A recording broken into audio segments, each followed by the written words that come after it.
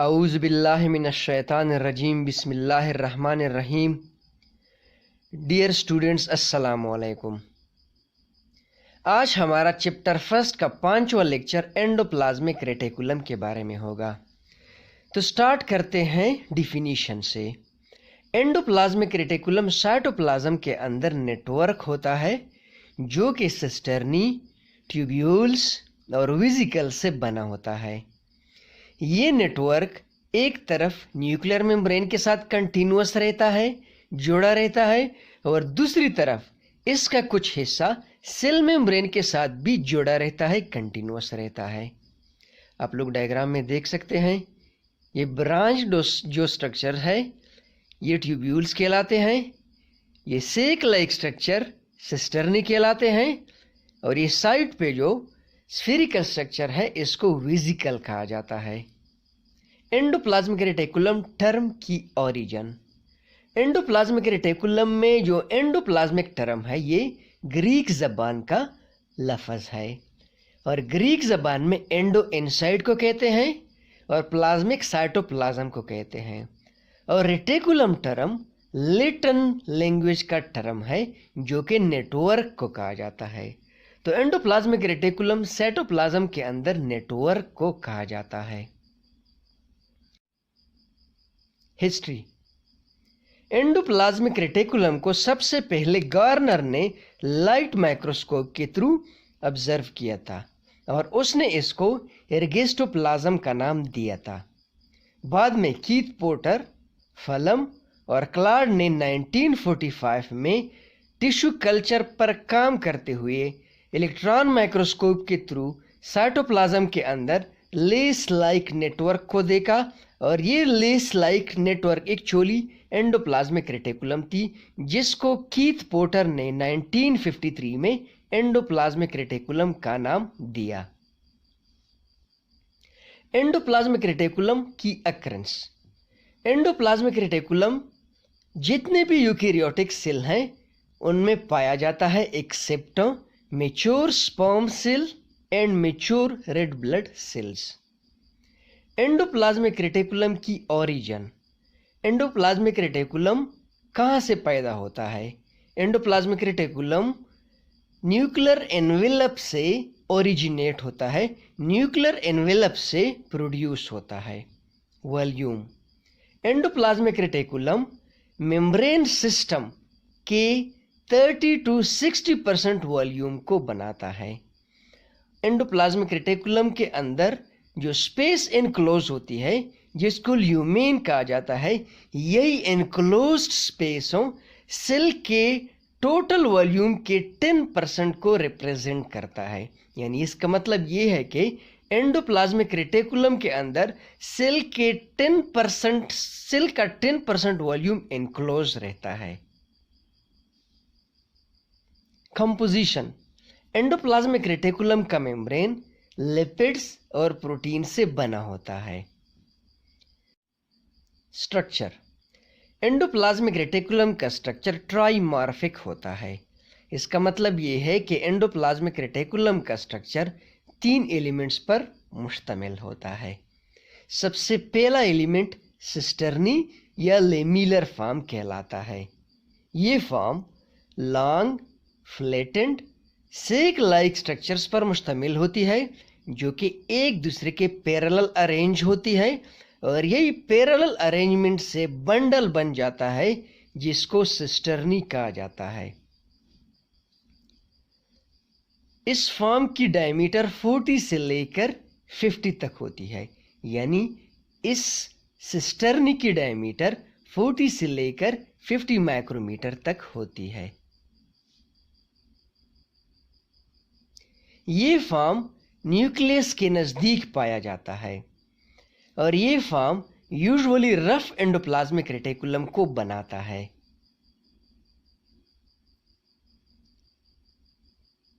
ये फॉर्म उन सेल्स में मौजूद होता है जो कि सिंथेसिस में एक्टिवली इन्वॉल्व होते हैं, जिस तरह की पेंक्रियास के सेल्स हो गए जो कि सिक्रीशन को रिलीज करते हैं, हार्मोन्स को रिलीज करते हैं, एंजाइम्स को रिलीज करते हैं, और ब्रेन सेल्स हो गए, ब्रेन सेल्स में न्यूरॉन्स जो कि न्यूरोट्रांसमीटर को कंटिन्यूसली बनाते हैं और रिलीज करते हैं। इस फॉर्म के ऊपर राइबोसोम्स मौजूद होते हैं। इस फॉर्म में ये सिस्टर्नी जो स्पेस को इनक्लोज करती है, इस स्पेस को सिस्टर्नल स्पेस कहा जाता है। ये आप लोग देख सकते हैं, ये सिस्टर्नी है और सिस्टर्नी के अंदर ये जो स्पेस इनक्लोज की जाती है इसको सिस्टर्नल स्पेस कहा जाता है। इस स्पेस में जो फ्लूइड मौजूद होता है उसको सिस्टर्नल फ्लूइड कहा जाता है और इस फ्लूइड में एंजाइम्स होते हैं जो कि मुख्तलिफ किस्म की एंजाइमेटिक रिएक्शंस को परफॉर्म करते हैं। एंडोप्लाज्मिक रेटिकुलम का दूसरा फॉर्म ट्यूब्यूल्स कहलाता है या ट्यूब्यूलर फॉर्म, जो कि वाइडर होता है, ट्यूब लाइक होता है और इर्रेगुलरली ब्रांच होता है। ये फॉर्म सेल मेम्ब्रेन के नज़दीक पाया जाता है। ये देखिए डायग्राम में, ये ब्रांच स्ट्रक्चर, पाइप लाइक जो स्ट्रक्चर्स हैं, ट्यूब लाइक जो स्ट्रक्चर हैं, इसको ट्यूब्यूलर फॉर्म कहा जाता है। इस फॉर्म में जो ट्यूब्यूल्स मौजूद होते हैं ये 50 से लेकर 100 माइक्रोमीटर डायमीटर के होते हैं। ये form usually smooth endoplasmic reticulum को बनाता है। इस फॉर्म के ऊपर राइबोसोम्स नहीं होते और ये ट्यूब्यूलर फॉर्म उन सेल्स में, उन ऑर्गन्स में एबंडेंट होता है जो कि ग्लाइकोजन, लिपिड और स्टीरॉयड के मेटाबॉलिज्म में इन्वॉल्व होते हैं।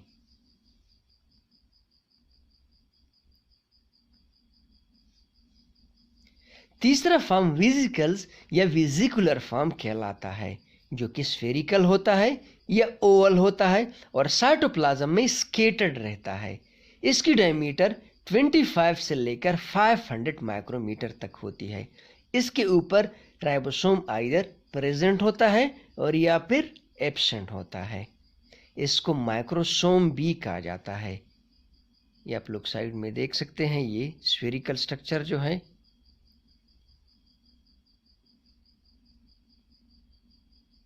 ये वेसिकल कहलाता है। एंडोप्लाज्मिक रेटिकुलम के टाइप्स। एंडोप्लाज्मिक रेटिकुलम के दो टाइप्स हैं। एक को स्मूथ एंडोप्लाज्मिक रेटिकुलम कहा जाता है और दूसरे को रफ एंडोप्लाज्मिक रेटिकुलम कहा जाता है। स्मूथ एंडोप्लाज्मिक रेटिकुलम की डिफिनीशन। स्मूथ एंडोप्लाज्मिक रेटिकुलम वो एंडोप्लाज्मिक रेटिकुलम होता है जिसके ऊपर राइबोसोम्स नहीं होते। इस वजह से इसकी जो अपीयरेंस है वो भी स्मूथ होती है।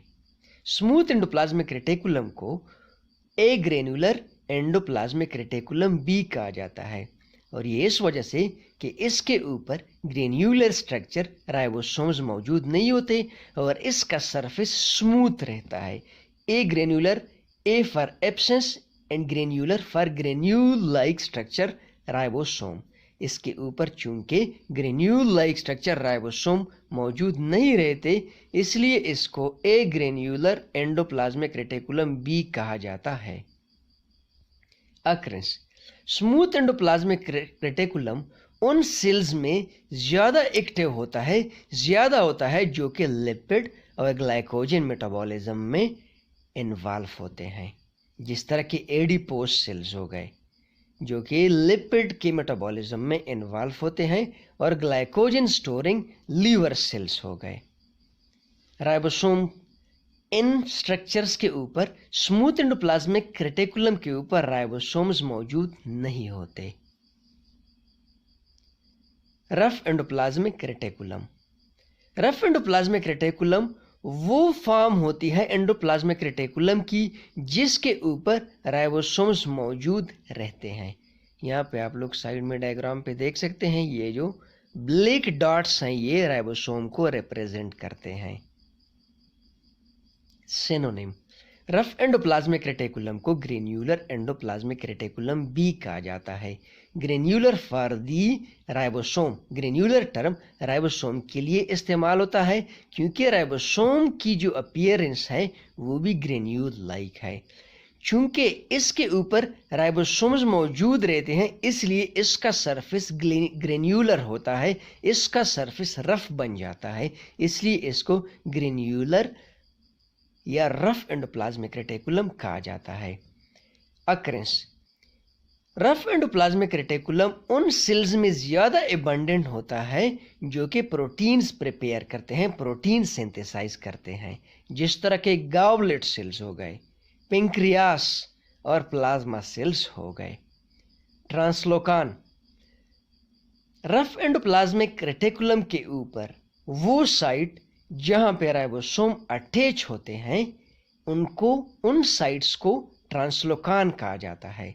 राइबोसोम की रफ एंडोप्लाज्मिक रेटिकुलम के ऊपर अटैचमेंट प्योरली टेम्परेरी होती है और ये डिटैच भी हो सकती है। Attachment agent, ribosome rough endoplasmic reticulum के साथ अटैच होते हैं ग्लाइकोप्रोटीन के थ्रू, जिसको राइबोस्फोरीन ग्लाइकोप्रोटीन टाइप 1 एंड टाइप 2 कहा जाता है। इन ग्लाइकोप्रोटीन्स के थ्रू राइबोसोम एंडोप्लाज्मिक रेटिकुलम के साथ अटैच रहते हैं। एंडोप्लाज्मिक रेटिकुलम का फंक्शन, सबसे पहले पढ़ते हैं रफ एंडोप्लाज्मिक रेटिकुलम का फंक्शन। रफ एंडोप्लाज्मिक रेटिकुलम के कुछ इंपॉर्टेंट फंक्शन दर्जा झेल हैं। सबसे पहला है protein synthesis. Rough endoplasmic reticulum involve होता है प्रोटीन सिंथेसिस में, इसलिए ये एबंडेंट होता है लीवर सेल्स में जहाँ पे वो सीरम प्रोटीन बनाता है, जिस तरह के एल्ब्यूमिन हो गए और दूसरे सीरम या प्लाज्मा के प्रोटीन्स हो गए फिब्रिनोजेन प्रोटीन्स जो दूसरे क्लॉटिंग प्रोटीन्स हैं। एकिनार सेल्स जो कि डाइजेस्टिव एंजाइम्स को बनाते हैं। पेंक्रियास जो कि इंसुलिन को रिलीज करते हैं। कार्टिलेज सेल्स जो कि कोलेजन प्रोटीन को बनाते हैं। रफ एंडोप्लाज्मिक रेटिकुलम का दूसरा फंक्शन ये है कि ये स्मूथ एंडोप्लाज्मिक रेटिकुलम को बनाता है। रफ एंडोप्लाज्मिक रेटिकुलम के ऊपर जो राइबोसोम्स मौजूद होते हैं वो जब डिटैच हो जाते हैं, रिमूव हो जाते हैं, तो उससे स्मूथ एंडोप्लाज्मिक रेटिकुलम बन जाता है। तीसरा फंक्शन ये है कि इसको प्रोटीन फोल्डिंग यूनिट भी कहा जाता है क्योंकि ये प्रोटीन को 3 डायमेंशनल स्ट्रक्चर देती है। प्रोटीन क्वालिटी कंट्रोल, कभी कभार राइबोसोम्स पर जो प्रोटीन बनते हैं वो डिफेक्टिव बन जाते हैं, तो रफ एंडोप्लाज्मिक रेटिकुलम का ये काम भी है कि वो डिफेक्टिव प्रोटीन को रिपेयर करने के लिए राइबोसोम को भेजे। Transportation of proteins, rough endoplasmic reticulum के ऊपर जो राइबोसोम्स प्रेजेंट होते हैं उन राइबोसोम्स का काम ये होता है कि वो प्रोटीन्स को सिंथेसाइज करें और वही प्रोटीन फिर रफ एंडोप्लाज्मिक रेटिकुलम के थ्रू गोल्गी बॉडी को ट्रांसपोर्ट किए जाते हैं। उन प्रोटीन से फिर मुख्तलिफ किस्म के सेक्रीशन बनते हैं लाइक एंजाइम्स, हार्मोन्स, ग्लाइकोलिपिड और ग्लाइकोप्रोटीन्स जो कि सेल के अंदर भी इस्तेमाल किए जाते हैं या फिर सेल से बाहर इस्तेमाल हो सकते हैं। Function of smooth endoplasmic reticulum, drugs detoxification. Smooth endoplasmic reticulum जो लीवर के अंदर प्रेजेंट होते हैं वो मुख्तलिफ किस्म के ड्रग्स को डिटॉक्सिफाई करते हैं, जिस तरह के मेडिकल ड्रग्स हो गए या फिर अल्कोहल या इसके अलावा जो पॉइजनस कंपाउंड्स है जिस तरह के अमोनिया हो गया। Calcium storage site, muscle cells में या जो मायोसाइट सेल्स होते हैं उनके अंदर स्मूथ एंडोप्लाज्मिक रेटिकुलम कैल्शियम को स्टोर करता है और यही कैल्शियम फिर मसल्स को मूवमेंट के दौरान प्रोवाइड की जाती है। हार्मोन प्रोडक्शन, एड्रिनल कार्टेक्स के अंदर जो स्मूथ एंडोप्लाज्मिक रेटिकुलम प्रेजेंट होती है वो मुख्तलिफ किस्म के स्टीरॉयड हार्मोन को सिंथेसाइज करती है, जिस तरह के प्रोजेस्टेरोन हो गए या फिर टेस्टोस्टेरोन हो गए। Lipid synthesis. Smooth endoplasmic reticulum adipocyte cells में लिपिड को सिंथेसाइज करते हैं और यही लिपिड्स फिर एडिपोसाइट्स में स्टोर भी किए जाते हैं। Nerve impulse. Smooth endoplasmic reticulum neuron के थ्रू नर्व इम्पल्स जो कंडक्ट की जाती है उसमें भी हेल्प करता है। Cytoskeleton. Smooth endoplasmic reticulum cytoskeleton का काम भी करता है और ये सेल को स्केलेटल सपोर्ट भी प्रोवाइड करता है। इसके बाद एंडोप्लाज्मिक रेटिकुलम के मुतालिक जो रिपीटेड एमसीक्यूज हैं जो मेडिकल टेस्ट में रिपीटेडली आते हैं वो दर्ज झेल हैं। Rough endoplasmic reticulum is originated from nucleolus, nuclear membrane, Golgi body, vacuole. जिस तरह के अभी हमने पढ़ा कि rough endoplasmic reticulum nuclear membrane से प्रोड्यूस होता है और रफ एंडोप्लाज्मिक रेटिकुलम से फिर स्मूथ एंडोप्लाज्मिक रेटिकुलम प्रोड्यूस होता है। Smooth endoplasmic reticulum is originated from nuclear membrane, dictyosome, rough endoplasmic reticulum, cell membrane. तो करेक्ट ऑप्शन है rough endoplasmic reticulum. Site where ribosomes are attached on the rough endoplasmic reticulum is called, वो site जहां पे rough endoplasmic reticulum के ऊपर ribosomes attach होते हैं उस साइट को ट्रांसलोकान कहा जाता है। Endoplasmic reticulum occupy how much percentage of cell volume? 5%, 7%, 10% and 15%। तो 10% is the correct option. Structure of endoplasmic reticulum that crosses plasmodesmata and enter cytoplasm of another cell is called mesosome, tonoplast, desmotubule, microtubules. तो desmotubules is the correct option. यहाँ पे आप लोग side में देख सकते हैं ये स्मूथ एंडोप्लाज्मिक रेटिकुलम का एक्सटेंशन है जो प्लाज्मोडेस्मेटा के थ्रू दूसरे सेल के साइटोप्लाज्म में गया है। इस स्ट्रक्चर को डेस्मोट्यूब्यूल कहा जाता है। ये स्ट्रक्चर डेस्मोट्यूब्यूल कहलाता है।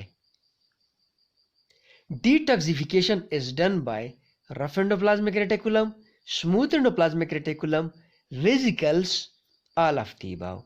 डिटॉक्सिफिकेशन स्मूथ एंडोप्लाज्मिक रेटिकुलम का काम है।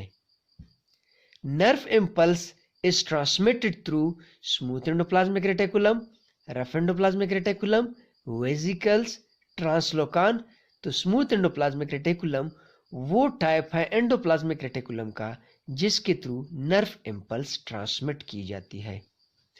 3D structure to protein is given by, protein को 3D structure rough endoplasmic reticulum देता है।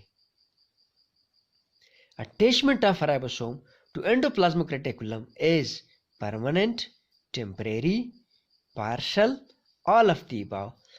तो राइबोसोम्स रफ एंडोप्लाज्मिक के ऊपर टेम्परेरीली अटैच्ड होते हैं, so temporary is the correct option. Which type of endoplasmic reticulum is called granular endoplasmic reticulum? Granular endoplasmic reticulum किस type के एंडोप्लाज्मिक रेटिकुलम को कहा जाता है? Rough endoplasmic reticulum, smooth endoplasmic reticulum, both, none of the above. तो granular endoplasmic reticulum को rough endoplasmic reticulum भी कहा जाता है और ए ग्रेन्युलर एंडोप्लाज्मिक रेटिकुलम को स्मूथ एंडोप्लाज्मिक रेटिकुलम भी कहा जाता है। Organelle that is part of endomembrane system, endoplasmic reticulum, Golgi body, lysosome, vesicles, all of the above. तो करेक्ट ऑप्शन है all of the above. Endomembrane system वो system है जो Golgi body, endoplasmic reticulum, lysosome और vesicle cell के अंदर बनाते हैं। चूंकि इन चार ऑर्गेनेली की फंक्शन आपस में कोऑर्डिनेटेड होती है, इसलिए ये एक सिस्टम के तौर पर काम करते हैं। उस सिस्टम को एंडोमेम्ब्रेन सिस्टम कहा जाता है। Endoplasmic reticulum is sometimes called a circulatory system of cell, respiratory system of cell, excretory system of cell, all of the above. Endoplasmic reticulum को कभी कभार सर्कुलेटरी सिस्टम ऑफ सेल कहा जाता है, तो circulatory system of cell is the correct option. इसके साथ साथ एंडोप्लाज्मिक रेटिकुलम को कभी कभार सेल का नर्व सिस्टम भी कहा जाता है, क्योंकि इसके थ्रू नर्व इम्पल्स कंडक्ट किया जाता है, ट्रांसमिट किया जाता है। Thanks for watching the video. Please subscribe the channel for more video. Biology with Saqib Zaib. अल्लाह हाफिज।